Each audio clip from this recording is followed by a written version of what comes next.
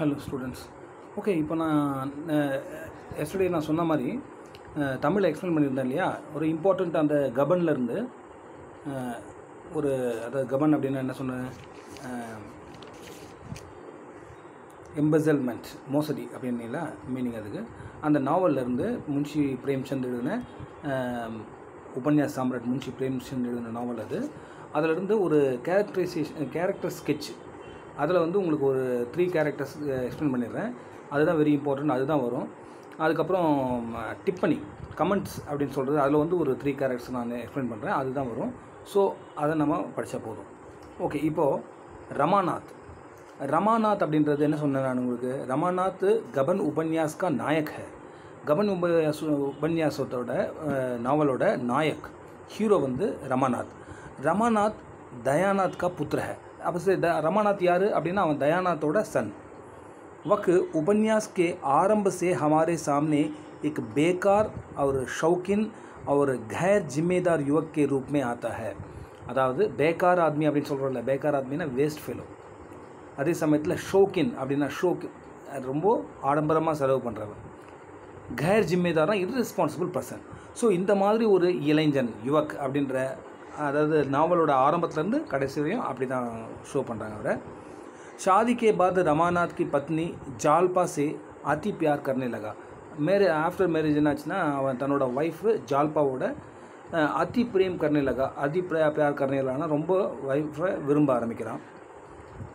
पत्नी की हर प्रकार से सुखी और खुश रखना चाहता था. पत्नी को हर आदमी वही सोचता है कि अपना पति को हमेशा खुश रखें, எப்பயுமே வந்து ஒய்ஃபை வந்து சந்தோஷமாக வச்சுருக்கணும் அப்படின்னு சொல்லிட்டு அவன் விரும்புகிறான். சாத்தாத்தா குஷ் ரக்குனா ஒரு சுக்கி, அவர் குஷ் சந்தோஷமாகவும் சுகமாகவும் வச்சுருக்கணும் அப்படின்னு சொல்லிட்டு விரும்புகிறான். पत्नी को संतुष्ट करने के लिए ही वह नौकरी की खोज कर लेता है. அதாவது அது வரைக்கும் அவன் வேலை செய்யலை, பட்டு ஆஃப்டர் மேரேஜ் என்ன பண்ணான்னா அவன் வந்து நௌக்கரிக்கு கோச் कर लेता है, தனக்கான வேலையை அவன் தேடிக்கிறான். ஏன்னா पत्नी को खुशी करने के लिए, वाइफ வந்து संतुष्ट करने के लिए, சந்தோஷப்படுத்தணும் அப்படின்றதுக்காக. ஸோ பத்னி के लिए वह कर्जदार बन जाता है. அதாவது कर्जदार அப்படின்னா அப்படின்னா கடன். அதாவது ஒய்ஃபால் தான் அவன் வந்து ஒய்ஃபுக்காகவே அவன் கடனாளியாகவும் ஆகிறான். ஸோ அவன் வந்து ஒரு மித்யாபிமானி. அதாவது அவனோட அந்த ராமநாத்ன்றவன் எப்படிலாம் கேரக்டர்ஸ் இருக்குன்னா, அந்த அதாவது பொய் பேசுகிற ரமநாத், ரிஷ்வத் கோரி ரமநாத். ரிஷ்வத் கோர்னா என்னது, லஞ்சம் வாங்குகிற ரமநாத்.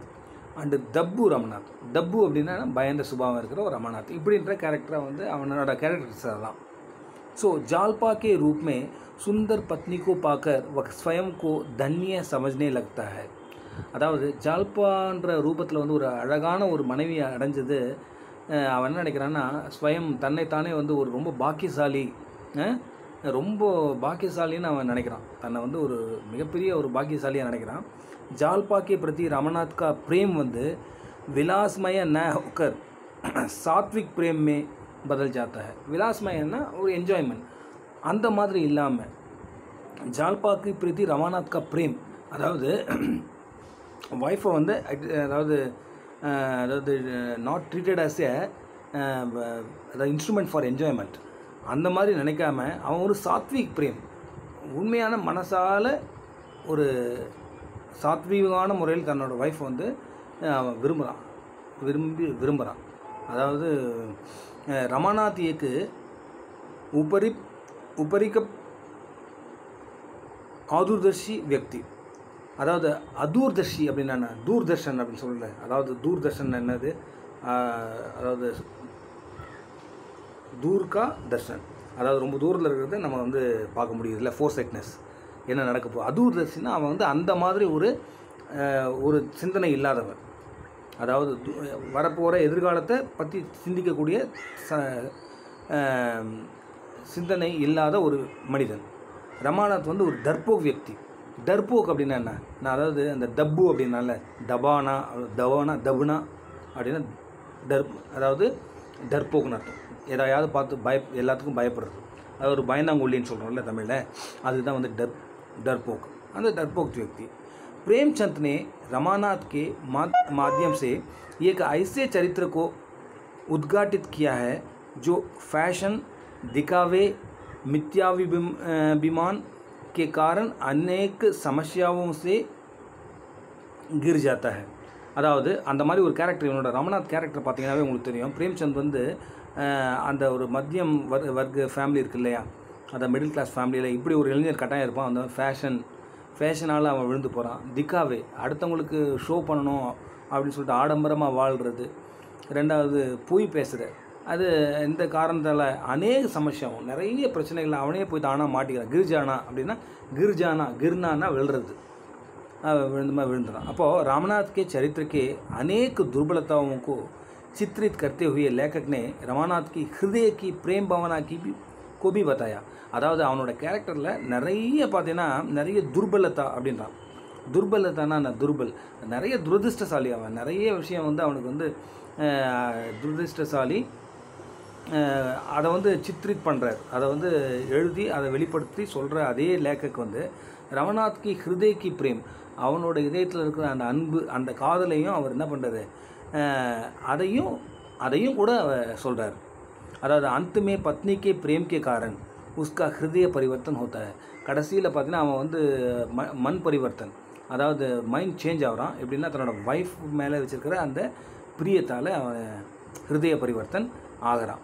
அப்போ ரமநாத் வந்து ஃபிசூல் கர்ச்சினா என்ன, கர்ச்சி அப்படின்னாவே செலவு பண்ணுறது. அதாவது தேவைக்கு பண்ணுறது செலவு வேறு, தேவையில்லாமல் பண்ணுற செலவு அன்னெசரி பண்ணுறான்ல, அதுதான் ஃபிசூல் கர்ச்சி. தேவையில்லாத வேஸ்ட்டாக செலவு பண்ணுற அந்த பழக்கம் அவனுக்கு நிறைய இருக்குது. வக் அப்னே பிதா கே சமான் ரிஷ்வத் லேனே கோ பாப் நஹி மான்தா. அதாவது நாங்கள் அப்பா வந்து கச்சேரியில் ஒர்க் பண்ணுறாருன்னு சொன்னல கோர்ட்டில், அவர் வந்து ரிஷ்வத் லஞ்சம் வாங்கக்கூடாதுன்னு நினைக்கிறவர். ஆனால் இவன் தன்னோட தந்தை மாதிரி இல்லாமல் ரிஷ்வத் வாங்கினா அது பாவம்னு நினைக்காம நிறைய பணத்தை வந்து லஞ்சமாக வாங்கி சம்பாதிக்கணும்னு நினைக்கிறான். அப்போது மத்தியம் வர்க்கிய சிக்ஷித் யுவாக்கே சாரி துர்பலத்தாயே ஹே.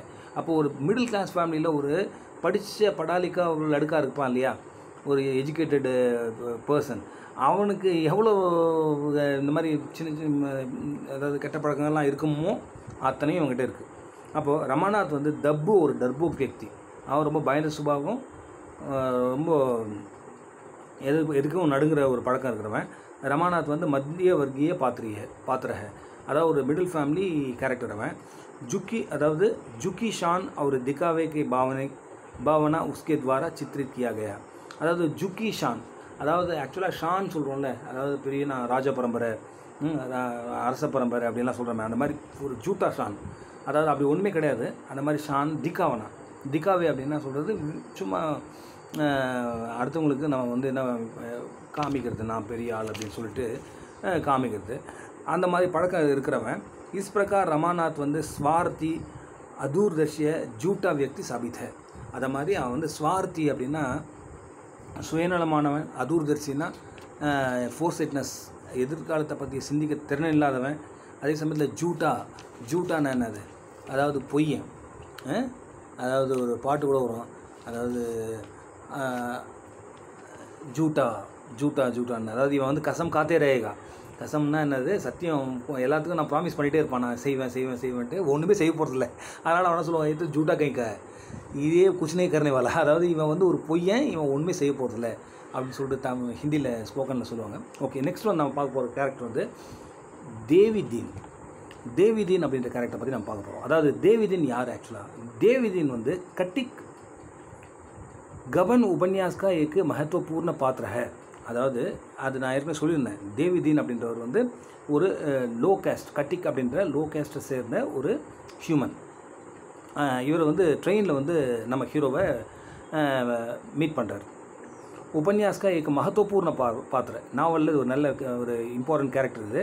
गबन में देवीदीन का पात्र निर्मित कर प्रेमचंद ने भारत की पारिवारिक और सामाजिक समस्याओं को राष्ट्रीय सरोकारों से जोड़ने का प्रयत्न किया. அதாவது ஆக்சுவலாக இப்போ வந்து பாரத்லையா இந்தியாவில் வந்து பரிவாரிக் ஒரு சாமாஜிக் சமஸ்யா இருக்குல்ல, அதாவது நம்ம பரிவாரிக்னா என்னது, டொமஸ்டிக், அதாவது family based and society based நிறைய ப்ராப்ளம்ஸ் இருக்குது. அதை வந்து ராஷ்ட்ரிய சரோகார் சே, அதாவது நேஷ்னல் லெவலில் அது வந்து அந்த ப்ராப்ளம்ஸ் வந்து எப்படி அஃபெக்ட் பண்ணுது அப்படின்றத வந்து லிங்க் பண்ணுறார் இந்த கேரக்டர் மூலிமா.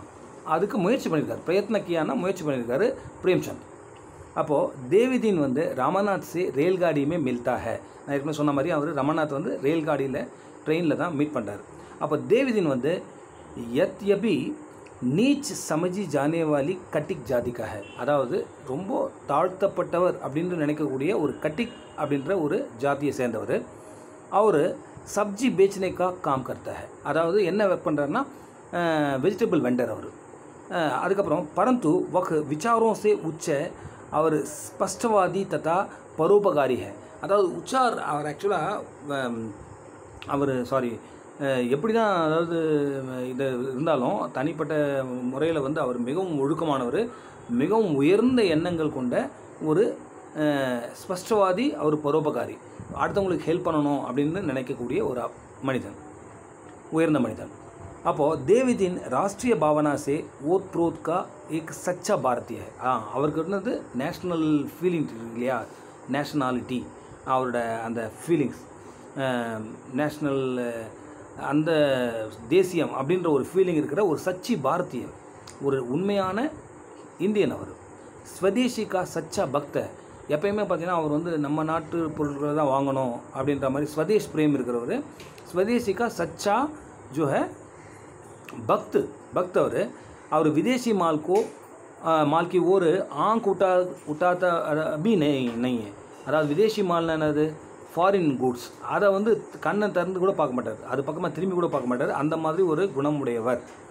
ஜிந்தகி மே துக் ஹி துக் தேவிதீன்கு மில்தா தா, வாழ்க்கையில் எல்லா கஷ்டமும் தான் அவருக்கு வந்தது. ஃபிர் பி வே பிரசன்னத்தை, அப்பயும் அவர் என்ன பண்ணார்னா எப்பவுமே சந்தோஷமாக இருந்தார். ஹம் தேவிதீன்கோ ஏக் பரோபகாரி, सहानुभूति, देश प्रेमी, ईश्वर प्रेमी और त्यागी और सच्चे पति के रूप में देखते हैं. இவ்வளோ குணம் அவர்கிட்ட இருக்குது, நிறைய நல்ல குணம், எல்லாத்தையும் என்றார் எத்தனை குணம்னு சொல்லிட்டு. அவர் வந்து பரோபகாரி, அடுத்தவங்களுக்கு உபயோகமாக இருக்கணும்னு நினைக்கிறவர், சகானுபூதி, எப்பயும் வந்து எல்லாத்தையும் அட்ஜஸ்ட் பண்ணியிருக்காரு, தேஷ் பிரேமி, நாட்டுப்பற்று உடையவராக இருக்கார், ஈஸ்வர் பிரேமி, கடவுள் பக்தியோடு இருக்கார், தியாகி, சாக்ரிஃபைஸ் பண்ணணும் நாட்டுக்காக தன்னை அப்படின்னு நினைக்கிறவர், அவர் சச்சே பதி, அவரோட ஒய்ஃப்க்கு அவர் வந்து ஒரு ட்ரூத்ஃபுல் ஹஸ்பண்டாகவும் இருக்கார். இந்த மாதிரி அவரோட ரூபம். வே सर्वस्व त्याग कर आदर्श पथ पाठकों को दिखा रहे हैं. यह भी प्रेमचंद जी की देवीदीन के माध्यम से प्रकट करते हैं कि व्यक्ति जाति से नहीं, वर्ण से नहीं, अपने विचार और कर्म से बड़े होते हैं. அதாவது இதை பிரேம்சந்த் வந்து இந்த கேரக்டர் மூலிமா என்ன சொல்கிறாருன்னா, அதாவது மனிதன் வந்து தன்னோட அதாவது ஜாதியாலேயோ அல்லது வர்ணத்தாலேயோ, அதாவது தன்னோட கலர் இருக்கு இல்லையா, அதனாலேயோ அவன் வந்து என்னது ஊஞ்சி நீஞ்சின்னு நம்ம வந்து அவனை வந்து கிளாஸிஃபை பண்ணக்கூடாது. அதாவது அதனால் வந்து அவனை கிளாஸிஃபை பண்ணக்கூடாது. அவன் வந்து தன்னோட நடவடிக்கைகள், தன்னோட அந்த கர்மஹி பூஜான்னு சொல்கிறான்ல, அதாவது ஒர்க் இஸ் வர்ஷிப், தன்னோட அவனுக்கு வேலை, அவன் செய்கிற வேலை, அவனோட குணம் அது நல்லபடியாக இருக்கணும். அதை வச்சு தான் ஒரு மனிதன் உயர்ந்தவனா அல்லது தாழ்ந்தவனா அப்படின்னு சொல்லிட்டு நம்ம அவனை கிளாஸிஃபை பண்ணணும் அப்படின்னு சொல்கிறார். தேவிதீன் கா விசார் ஹை व्यक्ति का दयावान होना अति आवश्यक है. அதாவது மனுஷனாக இருந்தால் அவனுக்கு இறக்கம் இருக்கணும் அப்படின்னு நினைக்கிறாரு. ஆத்மி சாஹே அவர் குछ ना करें, மனுஷனால் வந்து மனுஷன் ஒன்றுமே செய்யலைன்னாலும் பரவாயில்ல, மனுமே தயா பனாயே ரக்கேன், மனசில் வந்து இறக்கம் வச்சுருக்கணும். यही 100 धर्म का एक परम धर्म है. அதாவது எல்லாது தர்மத்திலெல்லாம் தலை சிறந்த தர்மம்ன்றது வந்து அது இரக்கம் அப்படின்னு சொல்லிட்டு அவர் நினைக்கிறார். அடுத்தது தயாநாத். நான் ஏற்கனவே சொன்ன மாதிரி அந்த கேரக்டர் ஸ்கெட்ச் என்னென்னா, தயாநாத் வந்து ராம்நாத்ன்ற ஹீரோ கேரக்டரோட ஃபாதர். அப்போ தயாநாத் வந்து ராம்நாத் का पिता हैं और वे इलाहाबाद की कचहरी में काम करते हैं. கோர்ட்டில் ஒர்க் பண்ணுறாரு. दयानाथ एकांत प्रिय है, तनियावे இருக்கணும்னு நினைப்பார். दयानाथ का चरित्र एक मध्य वर्गीय परिवार को चित्रित करता है. ஒரு मिडिल फैमिलिயை வந்து போர்ட்ரைட் பண்ணுது அவரோட கேரக்டர். एंड वे ऐसे मध्य वर्ग के प्रतिनिधि हैं जो अंग्रेजों को अपना आदर्श मानते हैं. அவர் வந்து தன்னோட ஐடியலாக வந்து இங்கிலீஷ்காரனாக தான் நினைக்கிறார். அவர் கோர்ட்டில் ஒர்க் பண்ணார்ல, அவர் அப்படி தான் நினைப்பார். ஓகே, ஏன்னா அவங்க பார்த்தீங்கன்னா மை லார்ட் அப்படின்றாங்களே, அது வந்து அந்த பிரிட்டிஷரோட பழக்கம் அது. சரி, दयानाथ के चरित्र की एक और विशेषता उपन्यास में दिखाई है இன்னொரு ஸ்பெஷாலிட்டியும் அவர் காமிக்கிறார் இதில் अपने पुत्र घर छोड़कर चले जाने पर एक पिता के जैसे न करते सारा दोष जालपा पर डालते हैं அதாவது தன்னோட பையன் வந்து வீட்டை விட்டு போயிட்டான் தவறு செஞ்சுட்டு வீட்டை விட்டு காணாமல் போயிட்டான் அப்போ அவர் என்ன நினைக்கிறாருன்னா இதெல்லாம் என்னோட மருமகளால் தான் இந்த பிரச்சனை ஜால்பாவால் தான் இந்த மாதிரி ஆச்சுன்னு சொல்லிட்டு பழியெல்லாம் அவன் மேலே தூக்கி போடுறாரு दयानाथ வந்து गबन उपन्यास का मुख्य महत्वपूर्ण पात्र है इधर नहीं रिपीट பண்ணிட்டே இருக்கணும் ये है எந்த ஒரு கேரக்டர் இருந்தாலும் அது मुख्य महत्वपूर्ण पात्र है அப்படின்னு எழுத வேண்டியதுதான் एक ईमानदार सज्जन तथा अतः अंत अदावद विरोधों से अदावद बरे एक सच्चे पात्र है अदावद ईमानदार और सज्जन अदावद நேர்மையானவர் அதே சமயத்தில் நல்ல மனிதர் प्रेमनाथ ने इस प्रसंग को चित्रित करते हुए लिखा है केवल इतना ही पता चलता है कि रमानाथ 11 बजे रेलवे स्टेशन की ओर गए थे அதாவது 11 மணிக்கு ரமாநாத் வந்து ரயில்வே ஸ்டேஷன் பக்கமாக போனான் அப்படின்றது தான் தெரியுது அப்படின்னு தெரிய வருது காணாமல் போனப்போ तब दयानाथ की आंखों में आंसू அதாவது बहता रहता அதாவது அப்படி அந்த விஷயம் கேள்விப்பட்ட உடனே அவர் கண்ணில் இருந்து தண்ணி அதாவது ஆங்கோ மே ஆंसू बहना அப்படின்னா அப்படியே அருவி மாதிரி கண்ணு வந்து கொட்டுது கண்ணில் இருந்து दयानाथ गबन उपन्यास में मध्य वर्गीय जीवन का प्रतिनिधि है அவர் வந்து ஒரு मिडिल फैमिलियोட ரெப்ரசன்டேட்டிவாக இருக்கார் वे एक सामान्य व्यक्ति है ஒரு ஆர்டினரி पर्सन அதாவது சாமானிய व्यक्तिना ஒரு जनरल और पब्लिक अदावद मुखिया होने के नाते अदावद चरित्र दुर्बलता का प्रकट होती है और मुखियाना அவர் என்னென்னலாம் பண்ணணும் அப்படின்றது ஒரு ஃபேமிலியில் இம்பார்ட்டன்ட் இல்லையா ஹெட் அப்படின்னா அவனுக்கு என்னென்னலாம் பிரச்சனை வரும் அப்படின்றது இந்த கதையில் அவருக்கு தெரியுது उपन्यास के सारा आरंभ से अंत तक उनका जीवन एक जैसा ही चित्रित है ஆரம்பத்துலேருந்து கடைசி வரையும் அவரோட லைஃப் வந்து கேரக்டர் வந்து ஒரே மாதிரி தான் போர்ட்ரேட் பண்ணியிருக்காரு நாவல் சாம்ராட் முன்ஷி பிரேம்சந்த் ஓகே இப்போ நம்ம பார்க்க போகிறது என்னென்னா அதாவது டிப்பனி கமெண்ட்ஸ் அந்த கேரக்டரோட கமெண்ட்ஸ் எழுதணும் இதில் வந்து 3 வரும் ஸோ இதுவும் இம்பார்ட்டண்ட் அந்த மோசடி கபன் அப்படின்ற இதில் இப்போ ஜோஹரா அந்த கேரக்டரை பற்றி நீங்கள் கமெண்ட் பண்ணணும் அப்படி என்னென்னு பார்த்தீங்கன்னா गबन उपन्यास में जोहरा नामक पात्र एक वेश्या है ஜோஹரா யார் ஒரு ப்ராஸ்டியூட் அதாவது ஒரு விலை மாது அப்படின்னு நான் ஏற்கனவே சொல்லியிருக்கேன் கால்கள் वह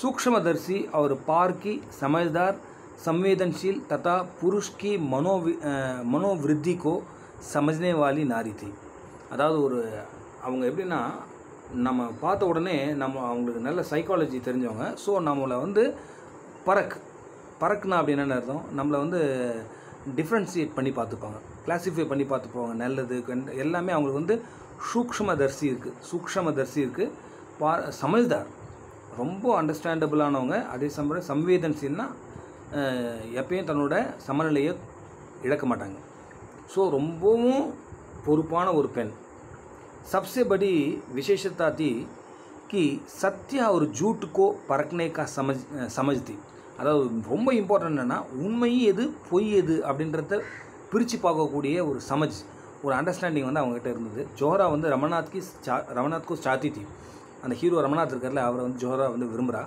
रमानाथ के प्रेम के कारण तथा जालपा के स्नेह से जोहरा ने रामनाथ को सहायता की அவனையும் அவனை விரும்புகிறா அதே சமயத்தில் ஜால்பா இருக்காங்கல்ல அவனோட ஒய்ஃப் அவளுக்கும் இவன் ஃப்ரெண்டு அதனால் ஜோஹரா வந்து ரமநாத்கோ சகாயத்தாக்கின்னா அசிஸ்டன்ஸ் அதாவது ஹெல்ப் பண்ணுறான் அப்போது ரத்தன் கி மிருத்தி கே பாது பகு துக்கி ஹோகி ரத்தன் இருக்காங்கல்ல அந்த இந்துபூஷனோட ஒய்ஃபு அதாவது யங் ஒய்ஃப்னு சொன்னல சின்ன வயசுலேயே விடோ ஆயிடுறாங்களே அந்த கேரக்டர் அவங்க வந்து இவங்களுக்கு ஃப்ரெண்டு उनका मृत्यु से भी ये बहुत दुखी हो जाते हैं அப்போ அவங்க ரத்தன் இறந்துடுறாங்க போல இருக்குது ஸோ இவர் வந்து இந்த ஜோஹரா ரொம்ப दुखी ஆயிடுறாங்க வருத்தப்படுறாங்க घंटों आम के पौधे के पास खड़ी रहती है जिसे दोनों ने लगाया ஒரு ஆம் கி பௌதா இருக்குது ஒரு செடி மான் செடி இருக்குது அதை இவங்க 2 பேரும் ரத்தனும் இவங்க ஜோஹராவும் சேர்ந்து தான் நட்டு வைக்கிறாங்க ஸோ அந்த செடி பக்கத்துலேயே ரொம்ப மணிக்கணக்கில் நின்றுட்டு அப்படியே யோசிச்சுட்டே இருக்காங்க. மானோ சுஹாக் லூட்டு கயா. சுஹாக்னா ஹஸ்பண்ட் இறந்துட்டார்னா எவ்வளோ துக்கம் வருமோ அந்த மாதிரி சுஹாக் லூட் ஜானா அப்படின்னா தன்னோட மன வாழ்க்கை இழந்துட்டோம் அப்படின்ற மாதிரி அந்த ரத்தனோட அதாவது இழப்பு வந்து இவங்களுக்கு இருக்குது. ஜோஹரா வந்து संवेदनशील ஒரு பாவுக் ஸ்திரீ, ரொம்ப வந்து ரொம்ப என்ன சொல்கிறது, ரொம்ப பேலன்ஸ்டு थिंकिंग இருக்கிறவங்க. गबन उपन्यास में वेश्या समस्या की मूल कारण और उसे दूर करने का उपाय जोहरा पात्र के द्वारा चित्रित किया गया है. அதாவது அந்த டைமில் ப்ராஸ்டியூட் அப்படின்ற ஒரு விஷயம் இருந்திருக்கு. ஸோ அதுக்கு என்ன ரீசன், மெயின் ரீசன் என்ன, அதை எப்படி நம்ம ரெக்டிஃபை பண்ணலான்றத அந்த நாவல் எழுதியிருக்காரு. ஜோஹரா வந்து ஜல்பா கே சரித்திர से मुग्ध होती है. அதாவது ஜோஹரா வந்து ஜல்பாவோட கேரக்டர் மாதிரியே ஒரு இவங்க கேரக்டர் இருக்குது. ஜோஹரா एक वेश्या के रूप में आती है. அது வந்து ஜோஹரா வந்து ஒரு வேஷ்யாவோட ரூபத்தில் அவங்க வராங்க. प्रेमचंद ने जोहरा पात्र के द्वारा यह दिखाया है कि अदाद उपयुक्त वातावरण और अनुकूल परिस्थितियों में के होने पर वेश्याओं का जीवन भी सुधार सकता है. அதாவது பாருங்கள், இதில் என்ன சொல்கிறாருன்னா, அதாவது உபயுக்த வாத்தாவரன், நல்ல ஒரு சர்க்கம்ஸ்டன்சஸ், நல்ல ஒரு சூழ்நிலையிலிருந்து அனுகூல் பரிஸ்திதி, நல்ல ஒரு விஷயம், அதாவது சூழல் இருந்ததுன்னா அந்த சூழலால் தான் இவங்கெல்லாம் வந்து பார்த்திங்கன்னா ஆக்சுவலாக அந்த ஃபோர்ஸ் சிச்சுவேஷன் வந்து அந்த சரௌண்டிங் கம்பல் பண்ணுறதால தான் இவங்க இந்த ப்ராஸ்டியூட்டாக அவங்க மாறுறாங்க. அது நல்லபடியாக இருந்ததுன்னா இவங்களுக்கு வாழ்க்கையில் வந்து அந்த மாதிரி ஒரு இது வந்து இவங்க துக்கத்துக்கு இவங்க தள்ளப்பட மாட்டாங்க, அபலை பெண்கள் அப்படின்னு சொல்கிறாரு. जोहरा ने अदाद अतीत को मिटाने के लिए दागों का दो डालने के लिए सारी कामनाएं सारी वासनाएं सेवा में लगा लिया. அதாவது ஆக்சுவலாக அவங்களோட அத்தீத்துன்னா அவங்களோட பாஸ்ட்டில் வந்து அவங்க ஒரு ப்ராஸ்டியூட்டாக இருக்காங்க இல்லையா, அந்த தாக இருக்குல்ல, அந்த கரையை அழிக்கணுன்ட்டு அவங்க வந்து அதுக்காகவே ரொம்ப கடமைப்பட்டு ரொம்பவும் என்ன பண்ண முயற்சி எடுத்து சாரி வாசனாயே சேவாமி லகாதியா, அதாவது எல்லா முயற்சியும் அவங்க பண்ணிகிட்டே இருக்காங்க அந்த இதிலேருந்து வெளியில் வர்றதுக்காக. அடுத்தது நெக்ஸ்ட்டு கேரக்டர் வந்து கமெண்ட் வந்து ராமேஸ்வரி யாருன்னு பார்க்கணும். அதாவது புராணே விசாரம் வாலி ராமேஸ்வரி ரமாநாத் கா மா है. அப்போ ரமாநாத்தோட கேரக்டருக்கெல்லாம் ஹீரோவோட அம்மா தான் இந்த ராமேஸ்வரி, அதாவது தயாநாத்தோட ஒய்ஃப். அப்போ पिताजी अपने पुत्र रमानाथ की शादी करना न चाहते, पर माँ रामेश्वरी ने बताया कि बहू आ जाएगी तो पुत्र की आंखें खुल जाएगी. அதாவது அப்பா வந்து கல்யாணம் பண்ணி வைக்க விரும்பலை, பட் இவ என்ன நினைக்கிறான்னா, அம்மா வந்து என்ன நினைக்கிறான்னா, கல்யாணம் பண்ணி வச்சா பிள்ளை வந்து மாறுவான், பிள்ளையோட கண் வந்து திறந்துடும், அதாவது அவன் நல்லபனாக மாறிடுவான், அவன் வாழ்க்கை மாறும் அப்படின்னு இவங்க நம்புகிறாங்க. அதாவது इसलिए जब तक गले में जुआ नहीं पड़ा है तभी तक एक வந்து அதாவது குலேலே है. அதாவது ஆக்சுவலாக அதாவது கலே மே ஜுவா நெய் படா, அதாவது அந்த கழுத்தில் அந்த மாலை இருக்கு இல்லையா, மனமாலை அப்படின்றது மாலை விடாத வரைக்கும், ஏதாவது ரெஸ்பான்சிபிலிட்டி வராத வரைக்கும் ஒருத்தன் அப்படி தான் இருப்பான். கல்யாணம் ஆச்சுன்னா எல்லாம் சரியாக போயிடும் அப்படின்ட்டு அவங்க நினைக்கிறாங்க. நிக்கம்மோ राह पर लाने का इससे बढ़कर और कोई उपाय ही नहीं. நிக்கம்மா அப்படின்றாங்கல்ல, நிக்கம்மானா வேஸ்ட் ஃபெலோ தான் நிக்கம்மா ஆத்மின்னு சொல்லுவாங்க. நிக்கம்மா அப்படின்னா என்ன, நான் லாயக் அப்படின்றாங்கல்ல, எதுக்குமே லாயக் இல்லாதவனா நிக்கம்மான்னு சொல்லுவாங்க. அந்த நிக்கம்மா ஆத்மியை வந்து ராகுபர் லானான்னு என்ன, அவனை ஒரு நல்ல வழி கொண்டு வரணும். அப்போ நம்ம வழி கொண்டு வரணும்னா இந்த கல்யாணத்தை விட இஸ்ஸே படுக்கர் கோய் அவர் உபாயி நெய், இதை விட ஒரு பெரிய ஒரு வேலை வழியே கிடையாது. அதுதான் வேலை, அந்த காலத்துலையும் சரி இந்த காலத்துலையும் சரி. அப்போ ஐசா कहकर पति को समझाती है व्यवहार कुशल और चतुर ராமேஸ்வரி.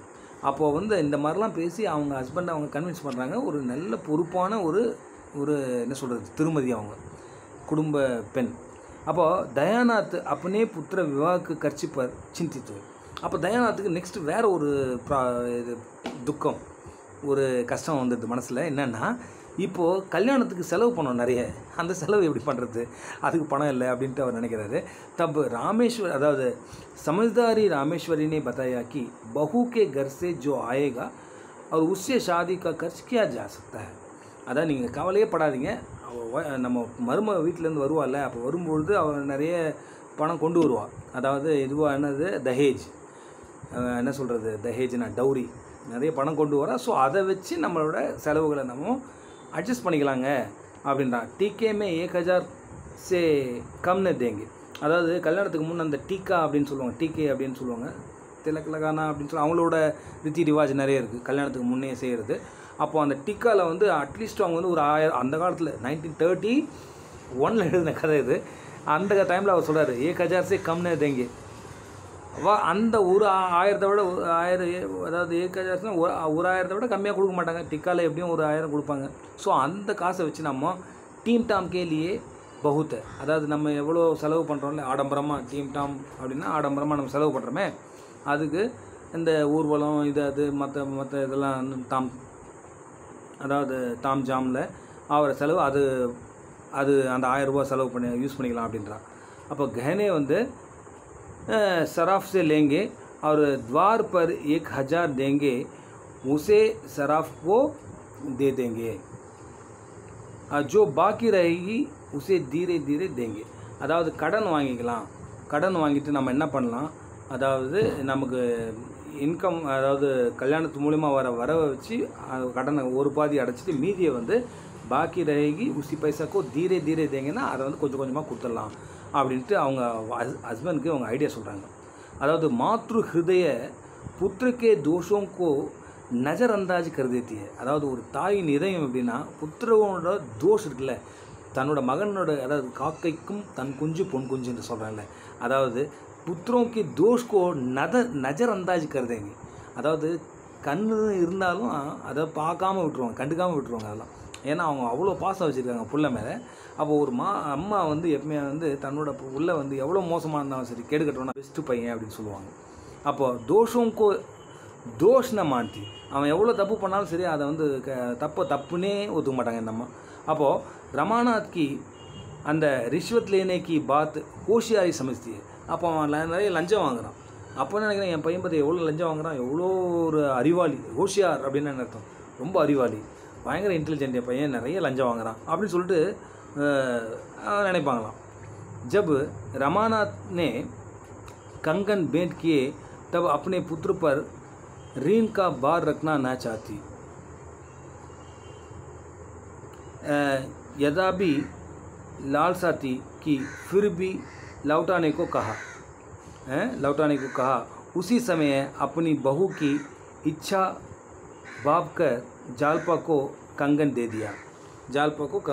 அதாவது ஜால்பா வந்து கங்கன் அப்படின்னா ஹாத்தோமே கங்கனா பயரோமே பாயல். கங்கன் அப்படின்னா வளையல் கொடுக்குறா. அவங்க மருமகளுக்கு வந்து வளையல் வந்து கொடுத்துட்றா. ஏன்னா அவங்க மருமகள் வந்து வளையல் விரும்புகிறாங்க. ஜப் ரமாநாத்னே கங்கன் வந்து பேண்ட்டுக்கு, அதாவது ஒய்ஃப்க்கு அவன் தங்கத்தில் வளையல் பண்ணி கொடுக்குறான். ஸோ அதை வந்து என்ன பண்ண, அதையும் அவன் கொடுத்துட்றா, தன்னோட மருமகளுக்கே கொடுத்துட்றா. ராமேஸ்வரி அப்னா சாரா ஜீவன் அப்படி, அதாவது சுகத் கிரகஸ்தி கேலியே அர்ப்பித்து கர் சுக்கி थी. அதாவது தன்னோட முழு என்டையர் லைஃப்பையும் அப்படி சுகத் கிரகஸ்தி கேலியே, அதாவது தன்னோட அந்த இல்வாழ்க்கைக்காகவே அர்ப்பணம் பண்ணிடுறாங்க. ரமாநாத் का घर छोड़कर चले जाने का कारण बहू को मानती है. அது பையன் வந்து வீட்டை விட்டு போயிடுறான், அது கூட தன்னோட மருமகளோட தவறால் தான் அப்படின்னு நினைக்கிறான். अपने पुत्र पर வந்து अथाह प्रेम करती है. अथाह प्रेमனா என்ன சொல்கிறது, ரொம்ப அளவில்லாத ஒரு அன்பு செலுத்துகிறாங்க புள்ள மேலே. इस प्रकार வந்து அதாவது उपन्यास गबन में रामेश्वरी के चरित्र को एक कुशाल गृहिणी, ஒரு நல்ல ஒரு என்ன சொல்கிறது, ஹோம் மேக்கராகவும் சமஜ்தார் ஸ்திரீ, ரொம்ப அறிவாளியாக குடும்பத்தை நல்லபடியாக பேலன்ஸ் பண்ணி கொண்டு போகிற பெண்ணாகவும் तरल पुत्र प्रेम में तल्लीन माँ के रूप में चित्रित किया गया है. அதாவது தன்னோட பிள்ளை மேலே வச்சுக்கிற அந்த என்ன சொல்கிறது, அந்த பியார் அப்படின்னாங்கல்ல, ஒரு கண்மூடித்தனமான விருப்பம். அதில் தல்லீன்மா அப்படின்னா நஷேமே தள்ளி ஓகையா, அதாவது மூழ்கி போயிடுறாங்க. அவனோட அன்பு மேலே கண்மூடித்தனமான அன்பில் மூழ்கிடுறாங்க. அவன் செய்கிற தப்பு கூட இவங்களுக்கு தப்பாக தெரியல. ஸோ இப்படியாக அந்த ராமேஸ்வரியோட டிப்பணி நீங்கள் எழுதணும். அதுக்கப்புறம் இந்திரபூஷன் அப்படின்ற கேரக்டர் நல்லா சொல்லியிருக்கேன். அவர் வந்து ஒரு தனவந்தன் சொல்லியிருக்கேன். ஒரு பெரிய செல்வந்தர். அவர் வந்து ஒரு நல்ல மனிதரும் கூட, ஒரு வக்கீலாக இருக்கார். லேட் மேரேஜ், மிஸ்ஏஜ் மேரேஜ் ஒன்று பண்ணுறாரு. அவர் 65 இருக்கும்போது 15 வயசு பொண்ணை கல்யாணம் பண்ணுறாரு அப்படின்னு நான் ஏற்கனவே சொல்லியிருக்கேன், செகண்ட் ஒய்ஃபாக. ஸோ அந்த இந்திரபூஷன் வந்து காஷிக்கே एक बड़े वकील थे. காஷியில் வந்து ஒரு பெரிய வக்கீல். उसका 60 साल की थी. उसका उम्र வந்து வயசு 60. पहली पत्नी की मृत्यु के 35 वर्ष हो चुके थे. அதாவது ஃபர்ஸ்ட் ஒய்ஃப் செத்து போயிட்டு கூட 35 வருஷம் ஆகிடுது. युवा पुत्र की मृत्यु के बाद छोटी उम्र के रतन से विवाह कर लिया. பையனும் சின்ன வயசுலேயே செத்து போயிடுறான். ஸோ அதுக்கப்புறம் நம்ம என்ன பண்ணுறாருன்னா, இவர் வந்து சின்ன வயசு பொண்ணு ரத்தன் வந்து கல்யாணம் பண்ணுறாரு. அப்போ ரத்தன் சே அதாவது அத்தியதிக் பிரேம் கர்த்தேன், ரொம்ப அளவில்லாத ஒரு அன்பு செலுத்துகிறார் பொண்ணு ஒய்ஃப் மேலே. அப்போ அதாவது இந்திரபூஷன் வந்து ரத்தன் சே பத்திகாசா பிரேம் நஹி, அது ஒரு என்ன சொல்கிறது, ஒரு ஹஸ்பண்டோட அன்பு மாதிரி இல்லாமல் பித்தாகாசா பிரேம் தான். அவர் அப்பா மாதிரி அவர் அன்பு ஒய்ஃப் மேலே பிரியமாக இருந்தார். அதான் பித்தா வந்து லடுக்கோ சே பூச்சிக்கர் கிலோனே லாத்தா ஹை, அதாவது பையனை கேட்டு இவனுக்கு என்ன பொம்மை விடும், என்ன புரியும் அப்படின்னு கேட்டு வாங்கி கொடுக்குற மாதிரி. வயசே ரத்தன் சே பூச்சிக்கர் ஓ கெஹனே லாக்க தேத்து. கெஹனா அப்படின்னா ஜுவல்ஸ், நிறைய அவளுக்கு கேட்டு அடிக்கடி ஜுவல்ஸ் வாங்கி கொடுத்துட்டே இருப்பார். ரத்தன்கோ ஹர் ஸ்திதியுமே குஷ் ரக்னா சாத்து, எல்லா நிலையிலையும் அவளை வந்து நல்லா சந்தோஷமாக வச்சுக்கணும் ஒய்ஃப்னு நினைக்கிறாரு. அப்போ இந்திரபூஷன் अपनी संपत्ति को गरीबों की सहायता के लिए करते हैं.